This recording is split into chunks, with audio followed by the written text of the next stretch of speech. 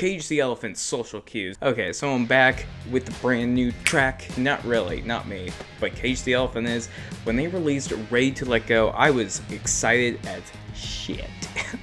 Not gonna lie, because I've been waiting for them to have like this big comeback, because I did not love Tell Me I'm Pretty. I'm just gonna say it right there. There was nothing I really loved about except like Too Late to Say Goodbye and That's Alright, which both had their merits, and it just felt like too much like a Black Keys song, which made sense because who was producing it or helping with it at least. But Ready to Let Go just reminded me how much I was like loving Melophobia, which is my favorite Cage the Elephant album, and so is Thank You Happy Birthday. I do love their self-titled a lot too, but to me it just didn't do as much for me as those two, and plus I was still new to them. It just didn't feel right at the time. And now we're on their 5th studio album, not counting Unpeeled, which was this very lovely, I'm not gonna lie, it was a very lovely live album that they released that had orchestrated versions of their songs for the most part. Like, it kind of had like acoustic twists and turns in there too. It's a really good listen. I definitely recommend you try that one out when you have the time too. So the album really kicks off with this banger track, Broken Boy, and just really makes you go, yeah, this is going to be a good Cage the Elephant album if this is any indication.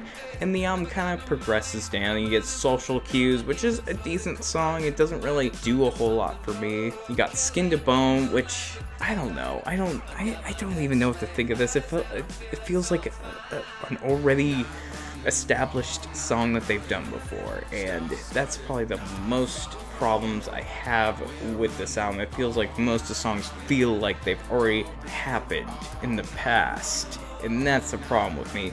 Don't get me wrong, like Skin to Bone has this really smooth guitar. Just if you hear that guitar, it's gonna be like, yeah baby, that's what I like to hear.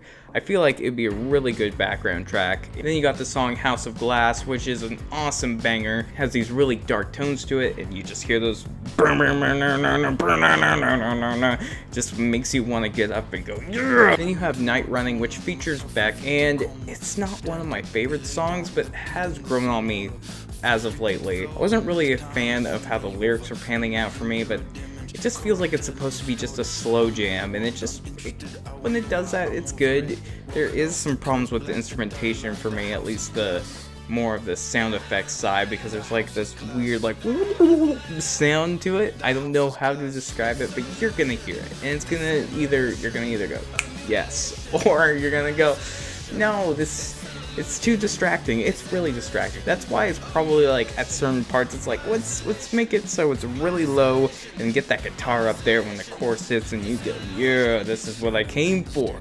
Not running, yeah, we're not running. This is me in my car driving. And I can't forget the song Black Madonna, because it reminds me of the Whole Wide World cover that they did. I don't know why, it just kind of does. It has a really good tone to it, and I love the vocal performance here. Good job.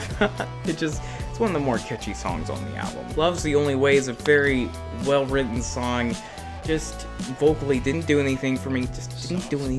I'm sorry. I love the beginning with the orchestrated strings section right at the beginning, and it just kind of fades in and out, and it's just like, why didn't you just put the whole thing in there? Would have been way better. I'm sorry. The track is too quiet, and you just hear him singing, barely the instrumentation going on in the background. It just bugged me, and I just couldn't get into it. But the beginning, solid stuff. Then we got the song Dance Dance, not like Fall Out Boy. It's kind of like that. I feel like they're trying to do a more dance anthem too, maybe for their concerts, I think. Because when I think of Cage the Elephant, I don't really think of dancing. I maybe think of fist pumping, maybe, and like having a lighter kind of music. But this definitely is dancing music.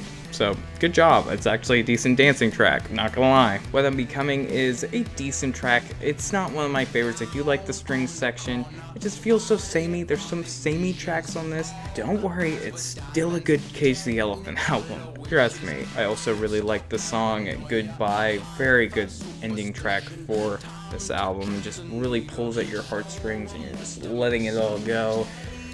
It just tonally, just great stuff. It's a really good closing track. It really makes you want more. Trust me on that one.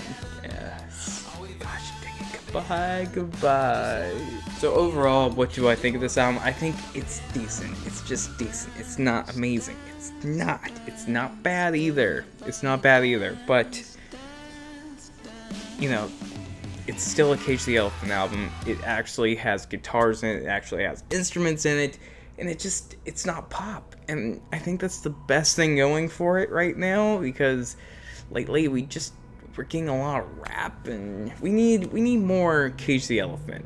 That's all I'm gonna say. We need more of this type of music in the mainstream. I'm not saying that there isn't any punk or garage rock or any of that stuff out there. There definitely is, but Cage the Elephant is like mainstream almost, but like good mainstream. They're really good, and they are probably one of my favorite bands, not gonna lie. Melophobia is a freaking amazing album, so thank you, happy birthday. And this is probably my 4th favorite out of the 5 albums. Tell Me I'm Pretty just didn't do anything for me, but I definitely recommend you listen to this album if you have the chance. And also, I hope you enjoyed this video. Tried to make it quick, try to make it as easy as possible for you. Anyways, peace.